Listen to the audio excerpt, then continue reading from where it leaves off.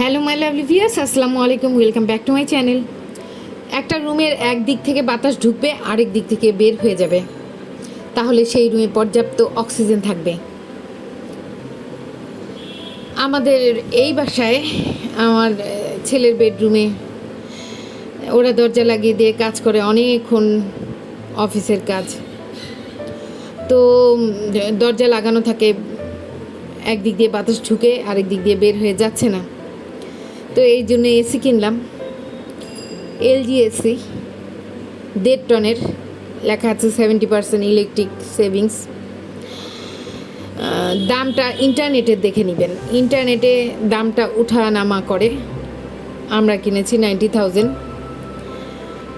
তো আল্লাহ ভরসা, যতদিন টিকে। আল্লাহ হাফিজ, আসসালামু আলাইকুম রহমতুল্লাহ।